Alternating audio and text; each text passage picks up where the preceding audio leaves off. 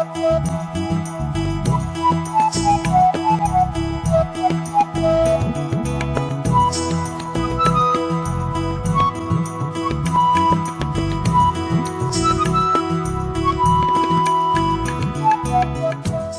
is to onboard you onto SAP at the earliest. Today itself, we will do hands-on so that when I give you the user ID and password by probably evening, you are able to log into SAP, you are able to navigate, you are able to do some transactions yourself, and it can cater to different kind of businesses, from hotel business to metal industry to paper industry, services. It can cater to large number of industries, the same software, same application. So that's where the building blocks make it different, and is something which we are going to learn extensively throughout this course, because for me that is the fundamental of SAP design. And all of you being professionals, you will be contributing to design of SAP in your system or in your company or in your client's company. What is a client? The most simplest way to understand client is think of a group of companies. So take example of Tata Group. Tata Group may have hundreds of company codes in them. Will SAP be implemented separately in each of them, like separate applications, or it will be one? That is what is determined by client. It is also possible that you have a single company code, legal entity, business, and in that case, client becomes that particular company code. So client that way controls the entire SAP installation. And then comes the enterprise structure. So enterprise structure will define your organization within SAP. How does SAP relate to your organization structure? If SAP has to work across your organization, then it has to understand your organization, which is where we'll build your organization into SAP. And then the configuration. So configuration is setting up SAP, defining configuration, customization, all is done within configuration. And this whole set of data, we'll call it like a customizing data. Most of the end user will not have access to this by the power users. It is the playground for the consultant. And then is the master data, and all of you are aware of the master data, like customer master, vendor master. So each of these customer data is used in transactions.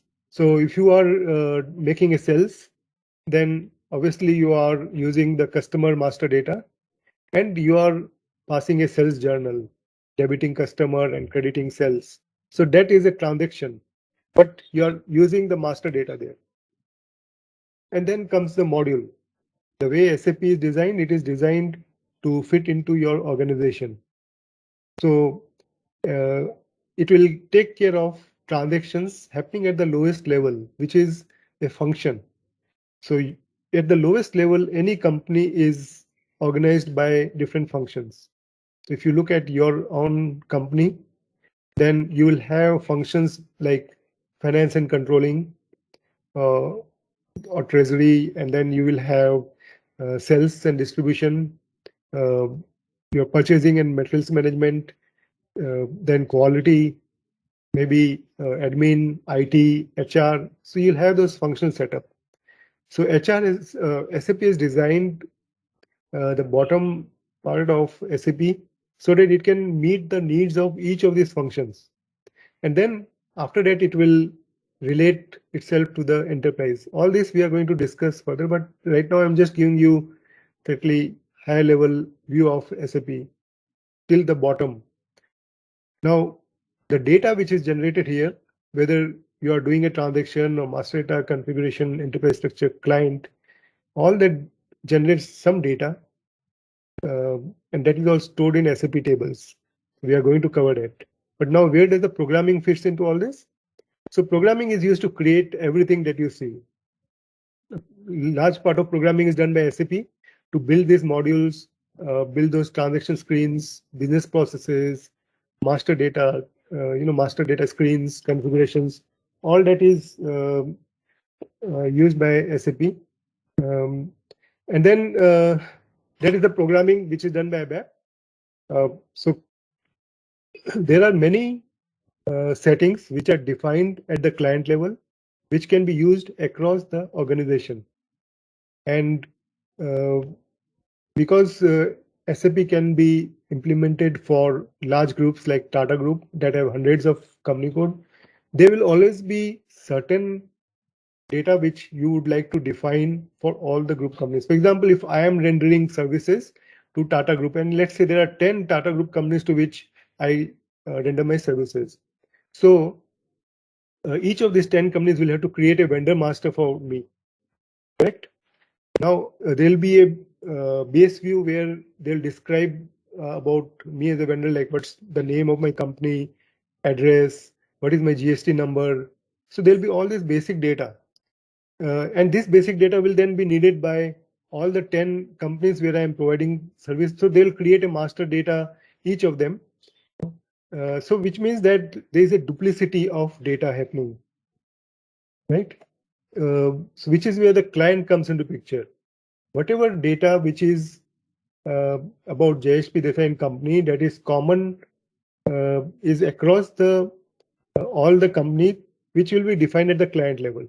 So then every company can make use of that data. So this then no duplicity of data, which is you can start understanding the client. Similarly, when it's a group of companies, then you will have a consolidation. You will also have subsidiaries which are operating outside India. So their currencies will be different, which means that for consolidation from an accounting standard, you will need one currency so that you can consolidate all the transactions into one currency. So that is what is defined at a group level in the client. So the currency that we define in the client is used as a group currency. So it also has a deep impact on the way SAP is designed. Objects defined at this level can be used across the group for all legal entities, thereby reducing the cost of global rollout, which I have explained using master data. But remember, throughout this session, these 40 hours, we are going to keep looking at this, client, enterprise structure, configuration, master data. And so you will keep getting more and more information about this and understanding this in a better way. So if we are to go into a client, so say I log into the same system, you see, the first thing I'm doing is I'm getting into client. So it is defining my client as 800. And then after that only I'll use my user ID and password.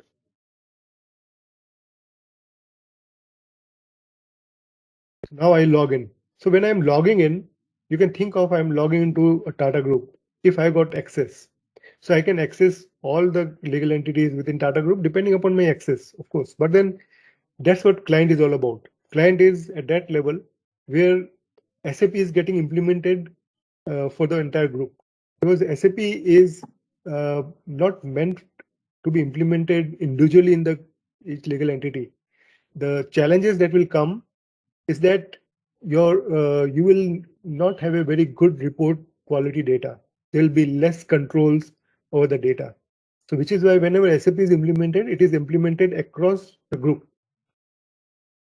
So this is how I have logged into client, and if I go to SCC4, that's the T code to see the client. So this is the client. It's a test client, S4HANA 2020. This is city Delhi. Okay, and I can see the currency is set to INR. So the group currency is right now INR. And any company code within this installation, this client will always have the group currency as INR. If the group currency is something else, let me get into another SAP. So here again, there is a client, but it is 100.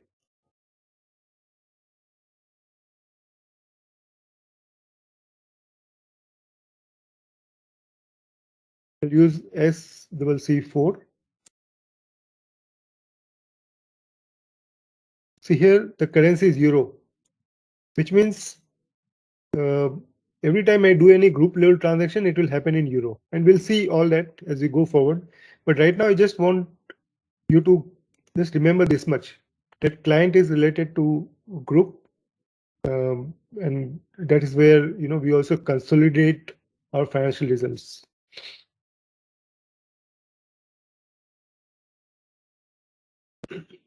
So the next is the enterprise structure, and I have said enterprise structure relate with the organization structure. If you open up your organization chart, it will look something like this. You'll have a CEO or managing director by, or whatever name. Sometimes it is called also general manager if it's a part of a large organization, a country unit. So you'll have departments like business development, quality assurance, finance, sales and marketing, and then you'll also have sections or sub departments below that. So this becomes your organization structure.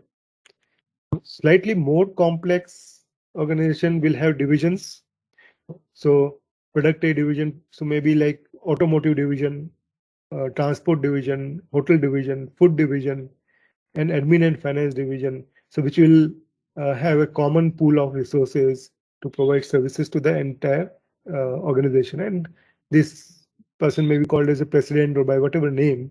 But compared to this, it's a much larger organization structure. It has also divisions. Now, from a legal entity perspective, it may be a same legal entity, or it can also be a separate legal entity here. 4 different legal entities by divisions, and that many companies do. Like, look at Tata. You have got Tata Motors, you got Tata Elxsi, got Tata Chemicals. Then, hotel business has got separate legal entity. If you think of Reliance, Reliance has a slightly different structure, even though internally there are a lot of legal entities, but the flagship is Reliance. And all these divisions are there. For example, the petrochemicals, retail, and then telecommunication. So there may be different organizations which are organized differently. And this one I have put for a global organization, something like Unilever, you can think of, or Reliance, Infosys. They are all global organizations. They have got subsidiaries in different parts of the world, and most of them are then organized by regions of the world. So Americas, which will cover North and South America, Europe, Africa, Asia. Some of them may have final, more granular detail, like some of them may have MECA for Middle East. The Indian subcontinent will be like India, Pakistan, Bangladesh, Nepal, Sri Lanka, so that region. Then there'll be Southeast Asia, which will be Vietnam, Singapore, and all that. Then China is also considered as a region times Eurasia, and so different companies will define that region in different ways. So you'll have one division of the organization by region, but the other will be by product lines. So if it is food, then food is being sold in America, Europe, Africa, Asia. And if it is agriculture, then they'll be into agriculture in different regions of the world. So similar examples you can take for any company and you can start relating. So irrespective of the organizational structure, SAP gets implemented for any of this kind of company. And when you have got this kind of a structure, your client will then cover this kind of a functional organization where there's only one legal entity and it has got functional departments. In this case also, you will have, irrespective of whether your division is a legal entity or it's just an internal organization, the client will be covering everything here that you see. And in this case also, it is possible to have a client which will have all the regions and all the divisions and maybe hundreds of legal entities which are spread across different countries of the world.